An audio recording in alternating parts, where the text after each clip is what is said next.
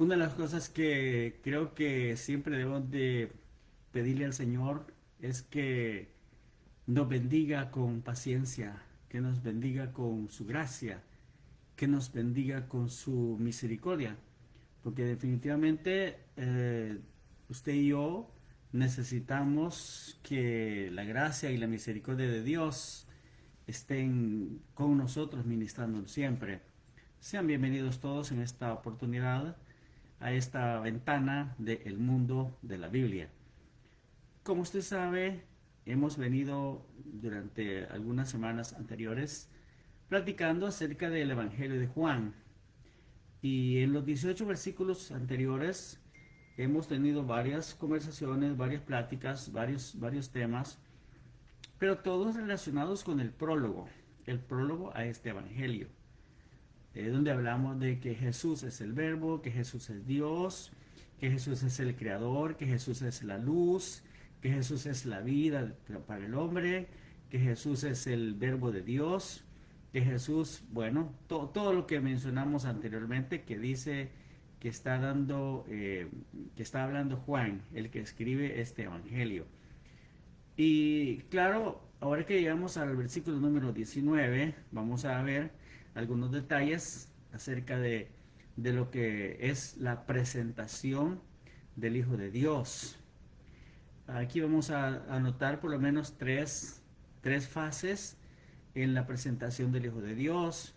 Hoy vamos a ver una, enseguida vamos a mirar otra y enseguida vamos a mirar otra, pero vamos a ver primero una acá en el verso 19 para continuar, pues como le dije, eh, platicando acerca de esto.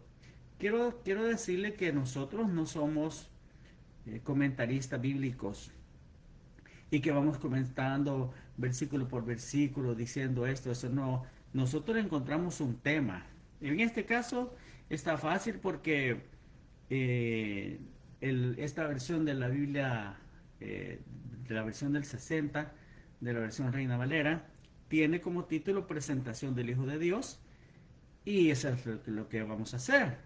Vamos a hacer la presentación del Hijo de Dios, pero fíjense que hay un detalle muy interesante. Mire lo que dice el verso 19. Vamos a leer del 19 al 28 quizás. Vamos a ver, leamos. Este es el testimonio de Juan cuando los judíos enviaron de Jerusalén sacerdotes y levitas para que le preguntasen, ¿tú quién eres? Confesó y no negó, sino confesó, yo no soy el Cristo. Qué interesante. Y le preguntaron, ¿qué pues? ¿Eres tú Elías? Dijo, no soy. ¿Eres tú el profeta? Y respondió, no. Le dijeron, pues ¿quién eres? Para que demos respuesta a los que nos enviaron. ¿Qué dices de ti mismo? Dijo, yo soy la voz de uno que clama en el desierto. Enderezad el camino del Señor, como dijo el profeta Isaías. Y los que habían sido enviados eran de los fariseos. Y le preguntaron y le dijeron, ¿por qué pues bautizas? Si tú no eres el Cristo, ni Elías, ni el profeta. Juan les respondió diciendo, yo bautizo con agua. Mas en medio de vosotros está uno, a quien vosotros no conocéis. Este es el que viene después de mí, el que es antes de mí, del cual yo no soy digno de desatar la correa del calzado. Estas cosas sucedieron en Betábara, al otro lado del Jordán, donde Juan estaba bautizando. Lo vamos a dejar hasta ahí, hasta el versículo número 28. Fíjense que hace algunos años, cuando yo recién había conocido, había empezado a conocer los caminos del Señor, allá por 1984, yo era muy admirador de los predicadores que conocí en ese tiempo. Naturalmente, me impresionó, me asombró la forma de predicar del pastor Sergio Solórzano, que era muy profundo en la escritura para mí, yo era una persona, era un don nadie respecto a la Biblia, no sabía nada. Era prácticamente un impío cuando yo llegué a la iglesia. Y claro, escuchar a estos predicadores era una cosa asombrosa. Escuché a Dagoberto Miranda dar algunas escuelas dominicales muy buenas, igualmente a Isaac Pozo, a Roberto Castro también, algunas veces lo escuché dar buenas enseñanzas en la escuela dominical. Y cuando conocí a Mario Vega y le escuché las primeras predicaciones que yo le escuché, como un tema de las tres muertes de Cristo, por ejemplo, otro tema que él predicó acerca de Jesús conoce a todos y que no necesita que nadie le dé testimonio del hombre. Recuerdo muy bien esa prédica. Y así pues él me gustaba, me asombraba yo con la capacidad que tenían estos hombres para escudriñar la escritura y para sacarle el mensaje, para sacarle la enseñanza, para sacarle la aplicación. Más adelante tuve el privilegio de conocer al doctor Juan Bonstra, excelente maestro, un hombre que daba gusto estar escuchándolo, muy, bueno, muy profunda en la escritura, un maestro de la Biblia, el doctor Juan Bonstra. Después conocí al doctor McGee con su programa A través de la Biblia y ahí me quedé. Hasta hoy, muchos años después, todavía sigo las enseñanzas del doctor McGee a través de la Biblia. Pero cuando pasaron los años, cuando pasó el tiempo, yo aprendí que en realidad quien nos debe de asombrar y a quien debemos de admirar es al Señor, porque los hombres, al fin de cuentas, solo somos instrumentos en las manos del Señor. Y somos instrumentos débiles, instrumentos incapaces hasta cierto punto, instrumentos de pecado también, porque el pecado está en nosotros. Pero el Señor en su misericordia, Él quiere usar nuestra vida.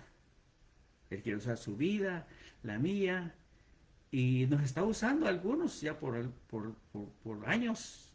El Señor ha tenido misericordia de algunos de nosotros y nos ha mantenido aquí a su servicio, a pesar de nuestras imperfecciones, a través de nuestros pecados, a través de nuestras desobediencias. A pesar de todo eso, Él, en su misericordia, pues como le dije, ha querido usar nuestras vidas. Por eso, ahora, el que debe asombrarnos es el Señor Jesucristo. Y a quien debemos de darle el aplauso es al Señor Jesucristo. Y algo de eso vamos a ver aquí, en este Evangelio de Juan, en la presentación que dice acá, la presentación del Hijo de Dios, pero ahora va a ver usted realmente que en estos versículos que leímos, no está presentando al Hijo de Dios. Porque las personas que han venido de Jerusalén, los judíos, dice acá, fíjense que esta expresión los judíos aparece acá en el Evangelio de Juan muchísimas veces. Muchas veces aparece la expresión los judíos. Vamos a ver más adelante por qué la razón de que este Evangelio fue escrito en la comunidad samaritana. Entonces por eso los samaritanos no eran hermanos con los judíos, por eso se referían a ellos como los judíos. A cualquier autoridad de allá le decían los judíos. Y otra cosa interesante que encontramos acá es que acá en este evangelio no se menciona escribas ni, ¿cómo se llamaban los otros? Herodianos, saduceos, todo eso no se menciona, sino que se menciona que los que vinieron a él eran de los sacerdotes y los levitas. O sea que los sacerdotes y sus ayudantes, vamos a decirlo, ¿verdad? Ellos son los que vinieron a él a preguntarle a Jesús, pero venían no por su propia voluntad, sino porque alguien los había mandado. O sea que ellos no estaban ahí por su cuenta, sino que las autoridades judías los habían mandado a ellos, a los sacerdotes y a los levitas, para que vinieran a interrogar a este hombre. Porque resulta que este hombre estaba ahí bautizando. Y una persona como Juan no tenía ninguna autoridad para bautizar personas, según los sacerdotes y según la ley, según la religión de los judíos. No cualquiera tenía la autoridad para bautizar personas. Nosotros ahora, como hombres de Dios, y que nos congregamos en una denominación, en una congregación, que estamos bajo la cobertura de un pastor, perfectamente podríamos en un momento determinado ser delegados para bautizar a una persona. Pero nadie se va a escandalizar porque digan, oh, allá estaba Eduardo bautizando a unos hermanos. No, pero en ese tiempo sí, porque la religión era la única que tenía, digamos, el privilegio o la dispensación de bautizar a las personas. Así que vienen, o esto quiere decir que por ahí anda uno que está bautizando a gente, y entonces vienen las autoridades y envían a preguntarle, ¿quién eres tú? ¿De dónde tienes esa autoridad para bautizar? Entonces fíjense lo interesante, porque como le dije, el tema es la presentación del Hijo de Dios, pero es lo que menos vamos a encontrar acá, porque mire por ejemplo lo que dice Juan, cuando los sacerdotes y levitas vinieron y le hicieron las preguntas, ¿tú quién eres? ¿Eres el Cristo? ¿Eres el profeta? Las preguntas que le decían, ¿tú quién eres? ¿Qué está bautizando? ¿Tú quién eres? Y Juan dijo, confesó, yo no soy el Cristo. Yo no soy Elías. Yo no soy el profeta. Entonces, la importancia de estos versículos no es la presentación de Jesucristo como el Hijo de Dios, sino la presentación de Juan acerca de quién él no es. ¿Sí me doy a entender? La presentación, el testimonio de Juan acerca de quién él no es. Fíjese que a medida que sigamos desarrollando este evangelio, nos vamos a dar cuenta de que uno de los problemas que había a estas alturas, porque aquí nos encontramos aproximadamente alrededor del año 90, entre el 90 y el 96. Ya habían pasado, ¿cuántos años?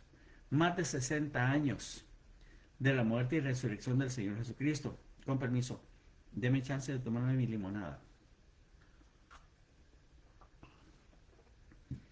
Ya habían pasado pues unos 60 años, pero había un problema, y era de que los seguidores de Juan seguían manteniendo el culto a Juan. A pesar de que Juan había sido muerto, decapitado por Herodes hacía 60 años, pero había un culto a Juan. Y esa es la razón por la que, esa es una de las razones de que se escribió este evangelio, para demostrarles a los discípulos de Juan que ellos estaban equivocados al seguir a Juan. Porque en ese tiempo, fíjese, había hasta canciones, alabanzas a Juan. Los seguidores de Juan nunca perdieron la confianza en él. Era el mártir de ellos, el decapitado, Juan el decapitado. Para ellos Juan el decapitado seguía siendo su mártir, seguía siendo su héroe, seguía siendo el hombre a seguir. Suena bastante raro eso, ¿verdad? Pero acuérdese allá en Éfeso, cuando Pablo llegó a Éfeso y había aquellos discípulos que en la conversación Pablo habló de las glorias del Espíritu Santo, y a propósito le dijo, ¿ustedes recibieron el Espíritu Santo cuando creyeron? Y ellos dijeron, si ni siquiera sabemos que hay Espíritu Santo, ¿y eso cómo es? Y a Pablo les pregunta, ¿y en qué fuiste bautizados? Y ellos dijeron, en el bautismo ¿de quién? De Juan. Oiga, ahí han pasado, ahí estamos en ese capítulo 20, no, 19 del libro de los Hechos. Ya pasaron como unos 30 años después de la muerte de Cristo y de la muerte de Juan, naturalmente. Pero había discípulos de Juan todavía. El mismo Apolos, que había llegado a predicar ahí, dice que él solamente conocía las prédicas de Juan. Entonces Priscila y Aquila tuvieron a bien llamarlo y enseñarle que Juan en realidad no era, que Juan solo había sido un precursor. Entonces, cuando llegamos ya al año 90, la, la congregación de los discípulos de Juan se había esparcido por todas partes. De tal manera que hay necesidad de que alguien escriba y diga, no era él la luz, como dice en unos versículos que habíamos visto antes. No, Juan no era la luz. Juan no era la luz, sino que él vino para dar testimonio de la luz. Lo vamos a ver eso, creo que lo vamos a ver más adelante. Pero ahorita, el Juan, pues, el escritor Juan, está hablando de Juan y diciéndoles a los discípulos de Juan lo que Juan no es. Porque Juan dice, Juan lo negó y dijo, yo no soy el Cristo. Oigan bien, los discípulos de Juan del año 90 al 96. Él confesó, yo no soy el Cristo. Y dijo, ¿eres tú Elías? Porque estaba aquella profecía de Malaquías, donde decía, aquí yo envío mi mensajero delante de tu faz, el cual preparará el camino. Entonces ellos creían que que Juan era Elías. Y que si Juan era Elías, entonces el Mesías estaba a punto de venir, estaba ya a la vuelta de la esquina. Ahora, Juan dice, no, yo no soy Elías. Pero aquí hay un detalle bien importante acerca del Señor Jesucristo y de Juan. Porque cuando los discípulos le preguntaron, los profetas dicen que Elías viene primero. Entonces, ¿dónde está Elías? Y Jesús les dice, a la verdad, Elías ya vino. Pero no lo recibieron, sino que hicieron con él lo que quisieron. ¿Qué les quiso decir ahí? Que él era el Mesías, que él era el Cristo, y que Juan había sido su precursor, su Elías. No que Elías había ¿cómo se llama? Reencarnado, porque no existe la reencarnación, sino que está hablando del Espíritu. El Espíritu de Dios que reposó en Elías es el Espíritu de Dios que habría de reposar en aquel que sería el precursor del Cristo, del Mesías, pues, en el caso de los judíos, el Mesías, ¿verdad? El Cristo ya es para nosotros, porque ya es la traducción griega de el Mesías. Pero Juan entonces él dice, no, yo no soy ni el Cristo, ni Elías. Entonces eres el profeta, le dicen. Aquí, cuando dice eres el profeta, igualmente está haciendo alusión al Deuteronomio 18, donde Moisés le dice a los judíos, cuando se está despidiendo de ellos en Deuteronomio capítulo 18, profeta como yo os levantará el Señor y pondrá sus palabras en su boca y el pueblo deberá poner atención a las palabras porque profeta como yo. Ese profeta como yo es al que aludían estos cuando dicen, ¿eres tú el profeta? Y él dijo, no, tampoco. No soy ni el Cristo, no soy ni Elías, ni soy el profeta. Entonces uno dice, ¿y cómo es que dice aquí que la presentación de Jesús, el Hijo de Dios, va más adelante? Pero por este momento lo que nos interesa es ver que Juan está diciendo lo que él no es. Él no está señalando al Cristo todavía ni lo está presentando todavía, sino que él está aclarando quién no es él. Y oiga lo que dice. Y entonces, ¿quién eres? Porque hay autoridades allá en Jerusalén que nos han enviado a ti a preguntarte. Nos han enviado a ti a preguntarte quién eres. Y necesitamos llevarles una respuesta. Y entonces es cuando él dice, yo soy solamente la voz de uno que clama en el desierto. Eso es lo interesante, por eso le decía al principio que cuando nosotros admiramos a los hombres, a los predicadores, a los siervos de Dios, sí está bien admirarlos, pero especialmente aquellos que se consideran que solo son una voz, que no tienen título, que no reciben alabanzas, que no reciben los reconocimientos de las personas, sino que solamente dicen, hermano, yo solo soy la voz, ¿verdad? Yo solo soy la voz de uno que clama en el desierto, eso es todo. Yo no soy el gran reverendo, el gran apóstol, el gran siervo, el gran... No, yo solamente soy la voz. Así que si van a darle un aplauso, que sea al Señor. Y si van a tener admiración, que hace al Señor, porque Él en su misericordia, en su amor, en su favor, ha querido usar este instrumento débil, este instrumento lleno de rajaduras, lleno de defectos, pero Él ha querido usar este instrumento para manifestar su amor, para manifestar su misericordia. Primero a mí y luego a través de mí bendecirlo a usted que oye, a usted que está atento a esta conversación. Eso es todo. Yo soy solo la voz de uno que clama en el desierto. Y ahí se está refiriendo a Isaías capítulo 40. Cuando Isaías capítulo 40 dice, voz que clama en el desierto, preparad camino del Señor, enderezad sus sendas. Todo valle se va a rellenar y toda calzada se va a preparar para que vengan los redimidos, para que caminen los redimidos. A pesar de que Isaías ahí está hablando del retorno, del día en que los hijos de Israel van a retornar de la cautividad en Babilonia hacia la tierra de Israel. Sin embargo, el escritor aquí toma esa palabra y dice, esa voz soy yo, esa voz, la voz de uno que clama en el desierto y que lo único que sabe decir es, vengan, ¿verdad? El Señor está preparando camino, el Señor está preparando una calzada, el Señor está preparando una vía. Eso es todo lo que soy yo. No interesa mi nombre. A pesar de que, fíjese esto que le voy a decir, a pesar de que Juan, el Bautista, tenía derecho real al sacerdocio, porque él había sido hijo de sacerdote, de Zacarías.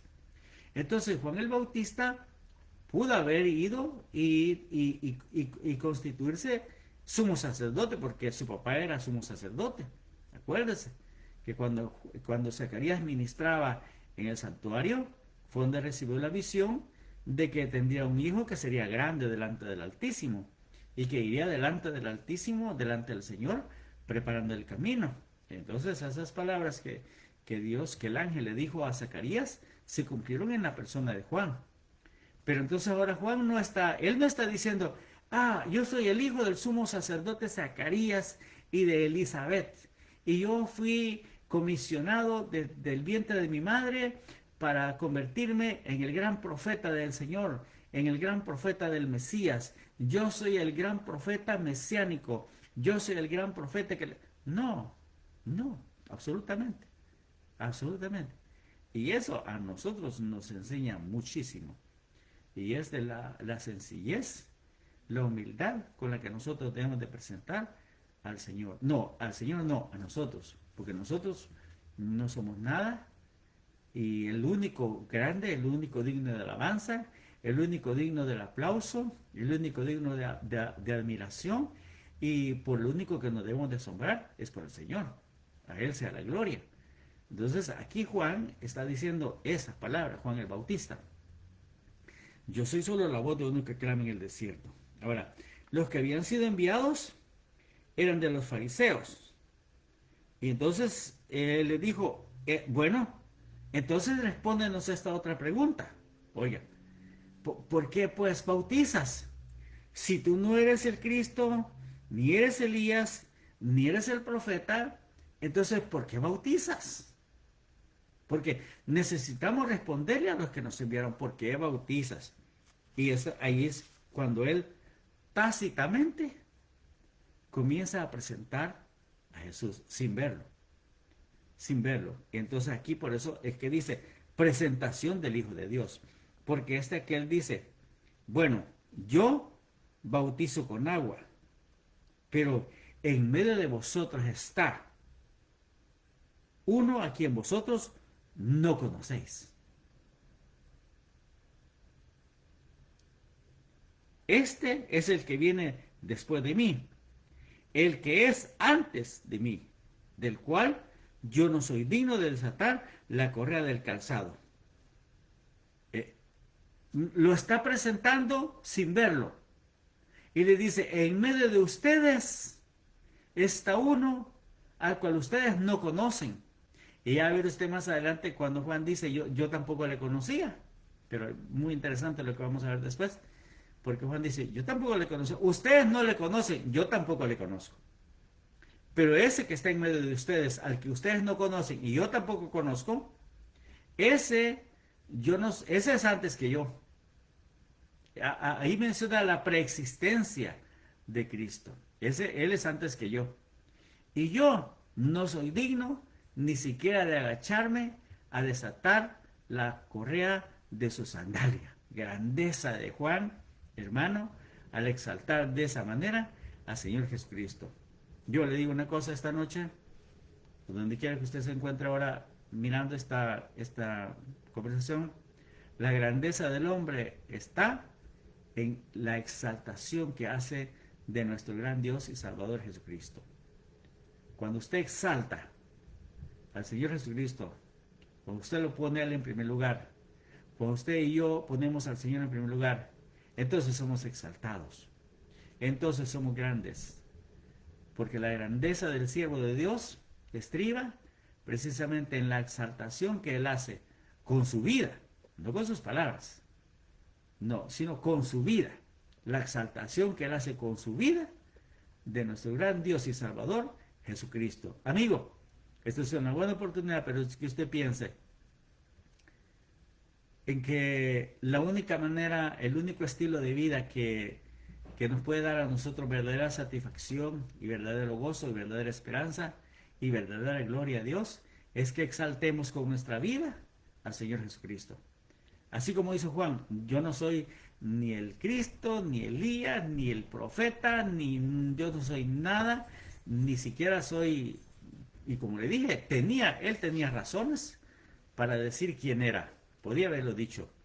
El que debería estar allá en el templo soy yo, pero no lo dijo, no lo dijo, hasta en eso es grande Juan, hasta en eso es grande Juan.